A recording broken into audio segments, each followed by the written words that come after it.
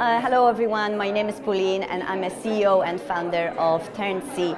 Today I will be talking about the importance of choosing the right venue in order for your event to be extremely successful. And I am starting with a little bit of a negative implication. The name of the presentation is the venue or hotel for your event can break you. So I will be also sharing the 10 points cheat sheet of the 10 top things you need to consider when choosing a venue for a professional event. And I will also show you 3 case studies of what has happened when the venue was not the right fit with the event. Welcome to the Eventprofs Dublin Meetup for September. It's really great to have you guys here. This is about building a community for people who work in events. What we want to do is run this on a monthly basis and help to build this community and help to support each other and learn from each other. And tonight we have 2 great speakers looking at different aspects of the events industry. And welcome to all of our delegates, those who are involved in the event planning. We cannot ever forget that the most important people at events are the delegates. So you're very, very welcome, and I hope you had a nice break, that you got some drink and nice and relaxed. My presentation is very visual. I will share with you my knowledge and my kind of experience. I've been involved in the events industry for the past couple of years. I used to run a venue sourcing agency, and we actually advised a lot of corporate companies, and we have helped with running events all over the world, really. We attended a lot of trade shows as well. And having that experience, coming from that industry, we met our tech co-founders, and at the moment we have a platform for corporate event planners with the best 4- and 5-star hotels and venues for their events. But I want to ask you a question before we start. When was the last time you attended or have organized a truly memorable professional event? And was it because it was close to your office, or was it because you had access to a unique place that made people feel special? And if you notice, this is a very positive statement. And deliberately, I wanted to start the first slide with a very negative statement, because when we talk about the venues, we get excited, fabulous places, but actually, the wrong venue can break you. What I mean about that? Companies and brands are spending millions and millions on events, but without the right venue, they have no chance of success. So I actually developed my 10 kind of points cheat sheet, which I will explain to you now. When you are looking for the right venue, there's some things to consider. Some are more important than the others, but the 10 over here are absolutely crucial. Location. You might think quite easy, right? Maybe city center. But actually, if you have international delegates flying from all over the world and you put them in central London, what happens? They go off. You lose them. They might sneak out from the event, they want to see London, it's exciting. So actually, if you, Laura knows what I'm talking about. So actually, maybe if you pick a countryside resort 30 minutes away from London, yes, there is a transfer time, but you might have these delegates together. And for example, this meetup, we are in the city center of Dublin. Most of us, we probably live in Dublin. It's easier to get to. So location is absolutely crucial. I consider it #1 point when selecting the venue. The transfer time. Now this is again when you have international events or international delegates arriving. From my experience and experience of my fellow event professionals, anything over 40 minutes from the airport, you lose them. They're tired, they're complaining, they're whining. There is actually a gentleman here, Conor Gavin, who has a platform with golf, but they also do golf trips, and we did 2 events with them. One, the delegates had a half-an-hour transfer from the hotel to the golf course, and then 3 months later, they actually played golf on the same resort with the hotel. And you know, the reviews were totally different on the second account. The delegates enjoyed it much more when there was no transfer time.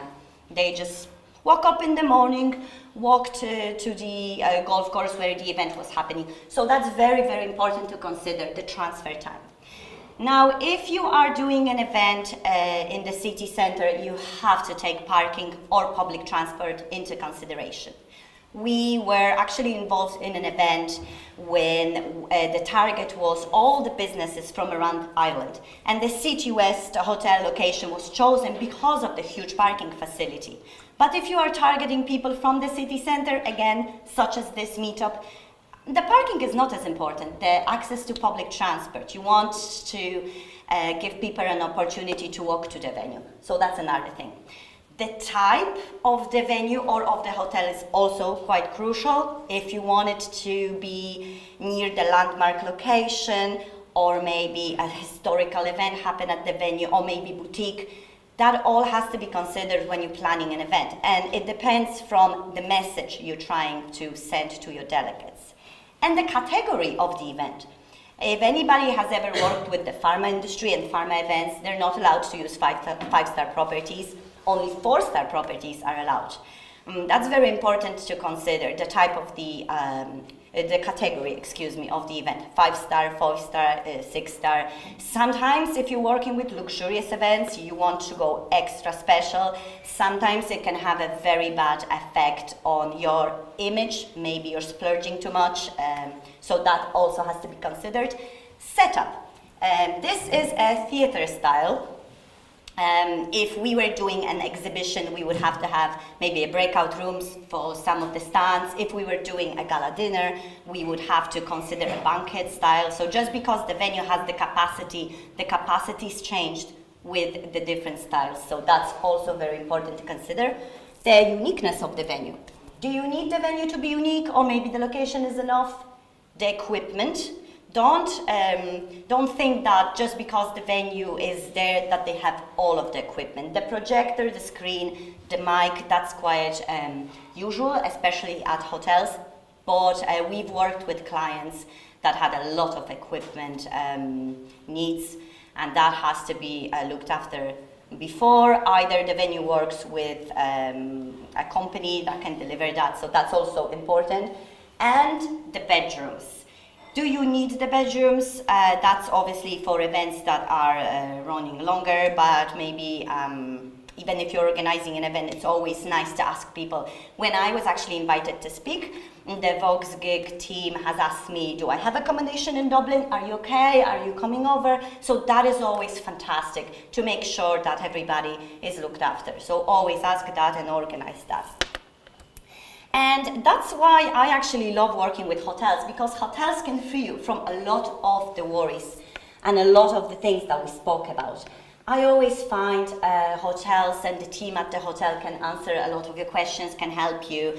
The equipment at a lot of hotels is already provided. The location, the parking, the extra support, the project manager or the event manager at the hotel, and often, and this is kind of a new thing that's happening and a trend, the person that looks after equipment, specifically a tech person, if you don't have one. So I love working with hotels, especially for events that are over one day. I just feel very comfortable. I know that the team knows what they're doing, and I would choose a hotel over a venue anytime. Now, that being said, if I have a 3-day event, I would always bring the delegates for an off-site venue as well. But just the main program, again, it has to do with the transfer time, with the bedrooms, the delegates not carrying around their equipment. It just makes things so much easier. So that is my professional preference. But when you are actually planning events abroad, or if you have international delegates, what you have to consider is cultural implications. That's very important. If you've ever worked with the Chinese market, for example, you can put them on the 4th floor. Number 4 is an extremely unlucky number because it means death. They also prefer twin rooms, so it really depends on the culture. And as an event planner, if you're searching for the venue, you absolutely must consider that. And I will give you one example, one case study. This is the beautiful Lisbon, the home to one of the most important events, Web Summit. Web Summit had a contract for an event in Lisbon for 3 years. This is the last year. And In 2017, they have hosted their founders dinner, which created a lot of backlash. So instead of just telling you, I will just read this newspaper article. Paddy Cosgrave has apologized after Portugal's Prime Minister criticized him for holding an offensive summit dinner at Lisbon's National Pantheon, where a number of the country's important national figures are buried. The dinner was held on Friday. Prime Minister Antonio Costa, who opened the summit, said the decision to host the dinner was unworthy of the respect due to the national monument.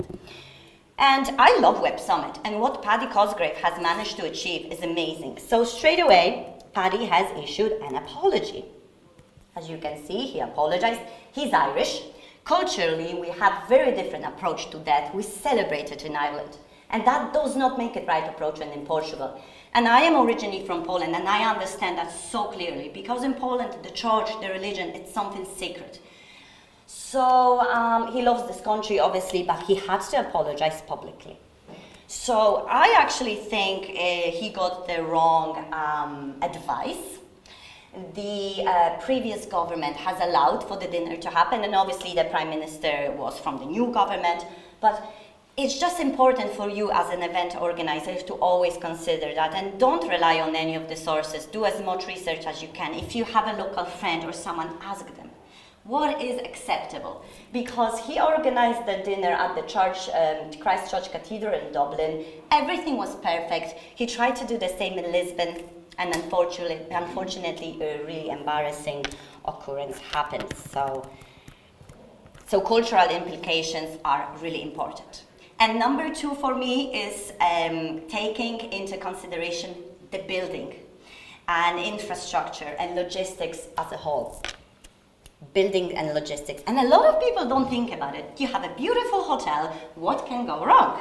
So I have two case studies for you. I am not going to name and shame, but this year, in June, we had a beautiful industry event for professional buyers and suppliers at one of the most exciting museums in London.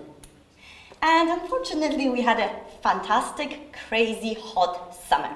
We were at the top floor in this museum, no air conditioning, a similar photo as I showed you here, top floor, a lot of light, and people were boiling. We had fantastic food, fantastic entertainment, people just did not enjoy it. The event was successful, but if they thought about it, maybe if they changed it, I think people would enjoy it more. So always think about it.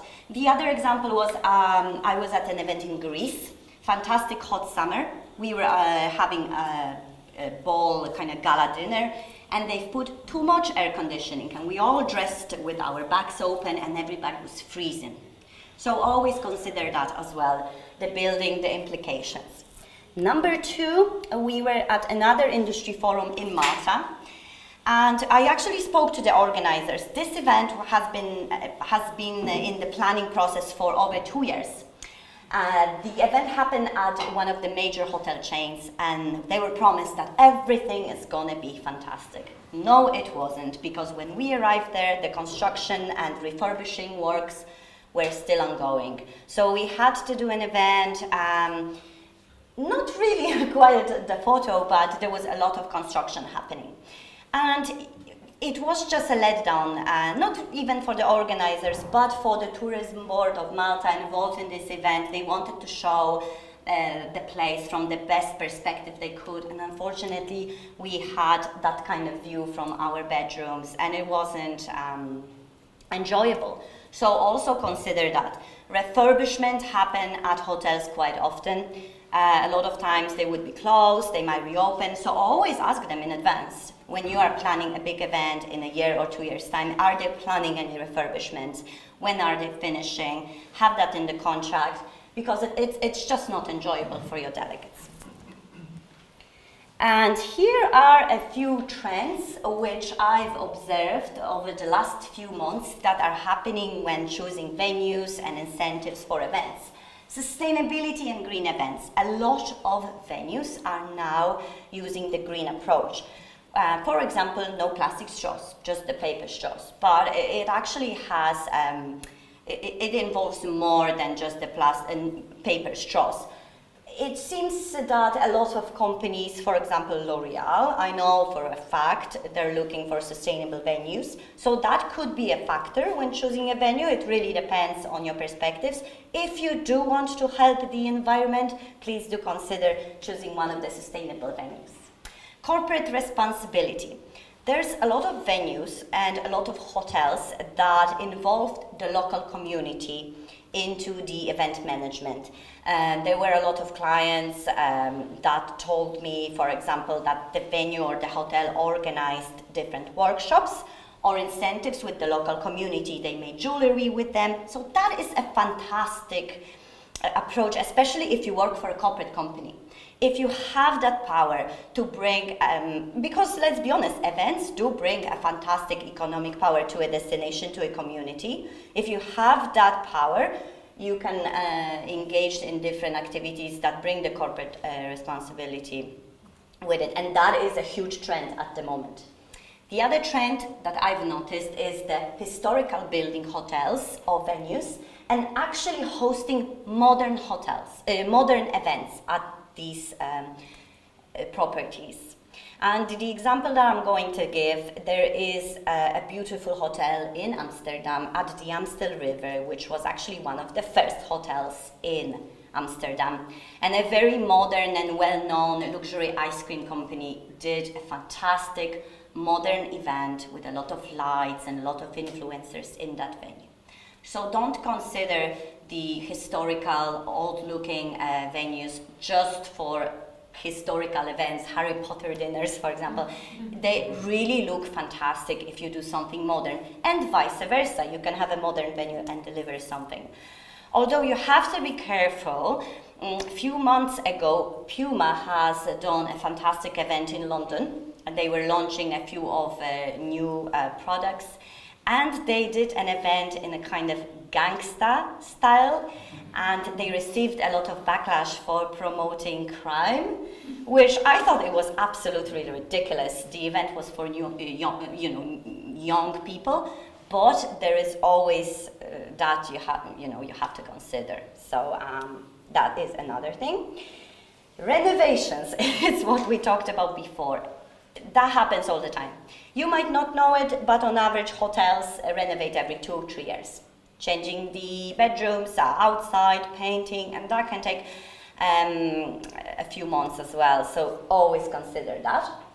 And nowadays, the corporate companies a lot go into the wild, the countryside, the seaside hotel to experience something different. It has to do with heritage, it has to do with nature. If I am in Ireland, I want to see Ireland. I want to see the wild Ireland. And I think that's why the Wild Atlantic Way was so hugely popular and it just took off. The same with the venues. Accessibility. That is another huge trend. And I don't only mean accessibility in terms of people who are using wheelchairs. That is also very important. But accessibility in terms of, is it, in the city center, as I said, how you're going to approach the venue, but also the layouts inside of the venue. You can't discriminate over anybody, and that's really important as well. A lot of hotels have a bedroom that is actually made to cater to people on wheelchairs. But just because the hotel has a bedroom or two does not mean that the venue throughoutly or the hotel is accessible. So it's always important to check. Thankfully, a lot of them are investing into that sphere now. It's in the trend, but it is a very good trend. So if you can, as an organization, if you can promote that you're using an accessible venue, that you promote that, that is also very good for you as a brand. And again, the temperature. This is what we spoke about. Is it cold? Is it hot? Adjusting the temperature is very, very important. And 3 things about the event and the venue that can make people feel great no matter what. very good food. I think we will all agree today with the canopies and the gentlemen walking around feeding us. That makes us feel special. With the drinks as well, that makes us feel special. So always consider good food. If you don't have a big budget, maybe get rid of the starter, have the main course, nice dessert. But the food can make people smile. So always remember about that. Music, good music. And when you are choosing the music for your event, number one is to consider the age group of your delegates. That's very important. You don't want your senior VIP clients over 60 years old dancing with the techno tunes. And that happened. You have no idea. That happened so many times. We were attending professional events, fabulous venues, and then you just don't know what you want to do with yourself. So loud, you can't network, you can't talk. So just consider who you are working with. And the lighting. I often said to my clients, okay, you don't have big budget, maybe a couple of beautiful candles or maybe colorful bulbs. The lighting can make an event. The same with when you have boardroom meetings, always natural daylight.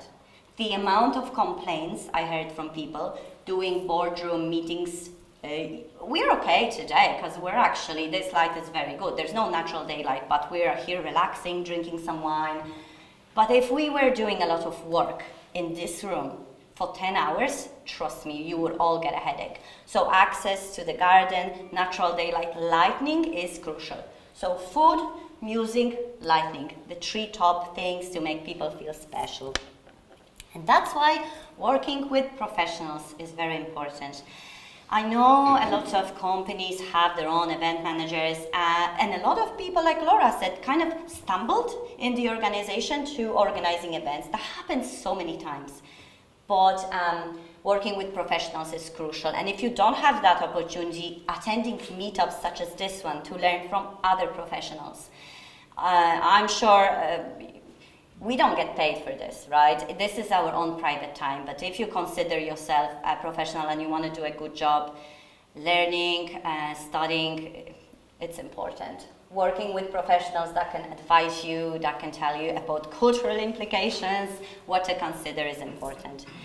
Now, with all the knowledge that our team had of attending, organizing, participating in events, as I mentioned before, we launched a platform that's called TurnedSee. And we actually decided to host only hotels on it, 4- and 5-star and 6-star hotels, because that is our passion. We have a passion for events, passion for quality, passion for service, and I don't mean luxury service. Quality does not have to mean luxury, and trust also. So the platform at the moment is for the corporates and companies. It's not for agencies. They have a VIP access to 4- and 5-star hotels all over Europe. We were shortlisted for some awards as an innovator. If you think about it, basically it's like you're getting me as an event sourcing agent, but the system and the algorithms do all the matching for you. You don't have to book, you can check it out. So please do if you have time. That's it for the moment. Thank you very much. I don't want to bore you. If you have any questions, let me know.